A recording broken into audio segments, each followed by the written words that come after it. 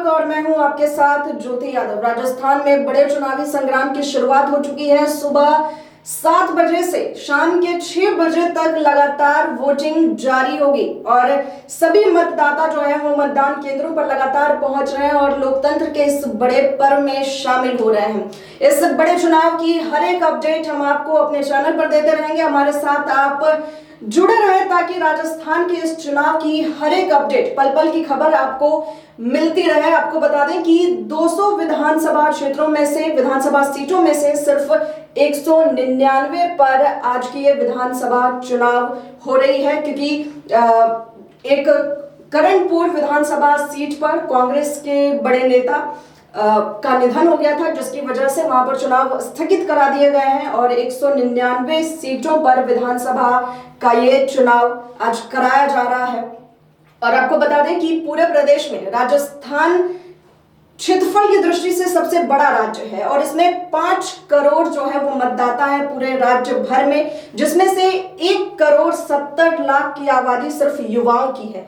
युवा मतदाता बड़ी संख्या में इस बार चुनाव में शामिल हुए हैं और देखने वाली बात होगी कि युवाओं का मत कितना मायने रखता है। क्या ये चुनावी खेल का जो पासा है वो पलट सकती है? इसमें युवा कितने कारगर होंगे? युवा किस पार्टी को चुनेंगे या फिर कौन सी पार्टी होगी जो कि युवाओं की बात करेगी, कौन सी पार्टी युवाओं के लिए काम करेगी, ये देखने वाली बात होगी। और हमारे साथ हमारे संवाददाता योगेश आर्या जुड़ चुके हैं।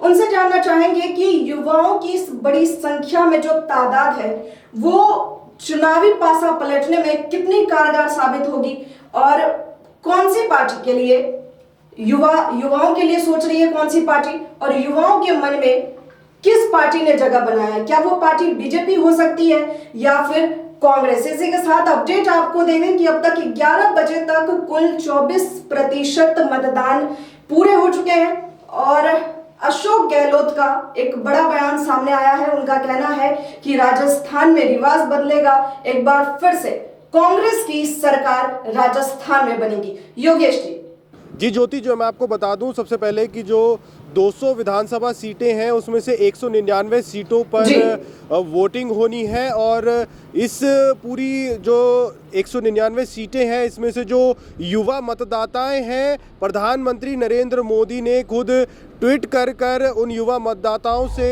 अपील की है और शुभकामनाएं भी दी हैं और जो राजस्थान के लोग हैं उनसे ज़्यादा से ज़्यादा मतदान करने के लिए बोला गया है। और अगर चुनाव आयोग की माने तो 5.25 करोड़ जो राजस्थान के लोग हैं वो इस चुनावी त्यौहार में सम्मिलित होंगे और अगर 18 से 19 साल के जो मतदाता हैं उनकी संख्या लगभग 22 लाख है।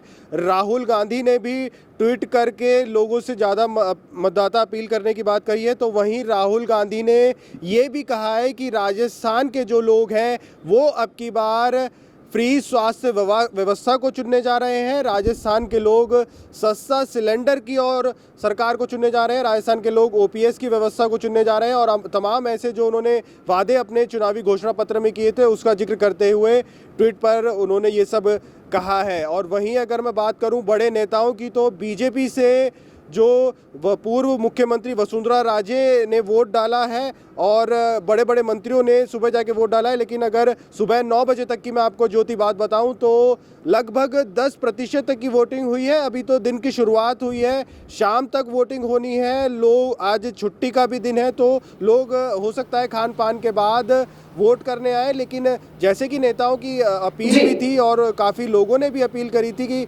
बाद में जलपान पहले वोट, इस तरह की अपील भी की गई थी। लेकिन अभी तक जिस तरीके से सुबह की वोटिंग सामने निकल के आई है तो 10% तक की वोटिंग सामने निकल के आई है। योगेश देखिए, इसी जैसे कि अशोक गहलोत ने अपना बयान दिया है कि एक बार फिर से कांग्रेस की सरकार राजस्थान में बनेगी। इसी तरीके से सभी पार्टी के जो बड़े बड़े दिग्गज नेता है वो अपने ट्विटर के जरिए, ट्विटर अकाउंट के जरिए या मीडिया के सहारे बयानबाजी करते हुए, अपना मत रखते हुए सामने आ रहे हैं। सभी लोग अपनी अपनी जनता से, मतदाताओं से अपील करते हुए दिखाई दे रहे हैं। क्या लगता है उनका ये अपील कितना कारगर साबित होगा? और उन्होंने ट्विटर के जरिए जो अपील की है सभी राजनेताओं ने, जरा एक बार उस पर नजर डालते हैं। जी ज्योति, बिल्कुल जैसे कि इस मतदान में जो युवा है उसकी भी बहुत बड़ी भागीदारी है, तो वहीं सुबह सुबह ये देखा जा रहा है कि जो कटाक्ष की वर्षा है वो दोनों तरफ से देखी जा रही है। जहां राजस्थान बीजेपी के प्रदेश अध्यक्ष सीपी जोशी ने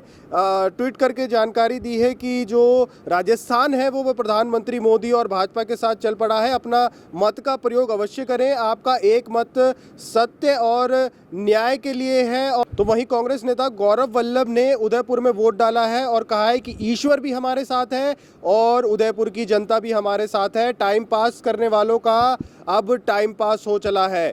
तो ये जो कटाक्ष की वर्षा है ये भी सुबह सुबह देखी जा रही है। राहुल गांधी ने भी ट्वीट करके बताया है, तो प्रधानमंत्री ने भी लोगों से अपील की है। राजस्थान के चुनाव में कई सारे फैक्टर कारगर साबित हो सकते हैं। जो जातीय समीकरण है वो हमेशा से ही राजस्थान की चुनाव में कारगर साबित होती आई है। कई बार बीजेपी इसके सहारे अपनी सरकार बनाई है, तो कई बार कांग्रेस, वसुंधरा राजे ने इसका सहारा लिया था और तब उन्होंने चुनावी कैंपेन के जरिए चुनावी रैलियों में कहा था कि मैं गुर्जरों की समधन हूं और एक रिश्ता जो होता है वो कई सारी जातियों के बीच स्थापित करने की कोशिश उन्होंने की थी और तब उनकी सरकार बनी थी। इस बार भी कई सारे जो जातियां हैं वो एक बड़ा अपना जो दमखम रखती है इस चुनावी समीकरण को फिट करने में। तो कौन सी ऐसी जाति है जो कि इस चुनाव में चुनावी पासा पलट सकती है? साथ ही एक बड़ी बात, एक महिला आरक्षण बिल जो कि बीजेपी ने पास करवाया था और बीजेपी की सरकार केंद्र में है, लेकिन अगर आप राजस्थान के इस विधानसभा चुनाव में देखें तो कांग्रेस ने 28 महिला प्रत्याशियों को चुनावी टिकट दिया है, जबकि बीजेपी ने सिर्फ 21 महिलाओं को। कांग्रेस ने 28 महिलाओं को जगह दी जबकि बीजेपी ने 21। तो बीजेपी अपने ही कानून को लागू करने में और इस चुनाव में पीछे दिखाई दे रही है कि उन्होंने सिर्फ 21 महिलाओं को जगह दी है, जबकि कांग्रेस ने 28। और ये जो महिलाओं का दबदबा है, महिलाओं की प्रतिनिधित्व को कितना स्थान दिया, ये भी उनकी जीत और हार के बीच एक बड़ा पैमाना तय कर सकती है। देखने वाली बात होगी कि महिलाओं की जो वोटिंग है, महिला प्रत्याशियों का खड़ा होना और महिला मतदाता चुनावी रणनीति फिक्स करने में कितनी जगह रखती है।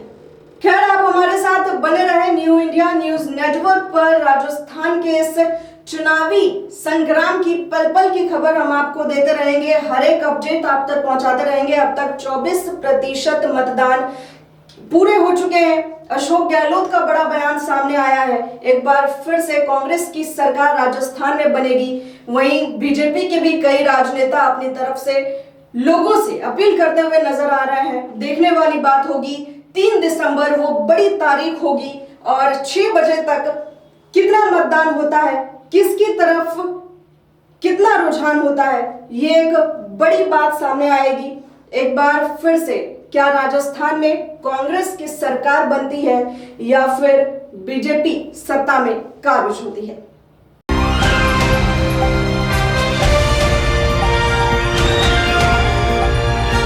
दिल्ली, हरियाणा, उत्तर प्रदेश, राजस्थान की हर खबर के साथ देखते रहिए न्यू इंडिया न्यूज नेटवर्क।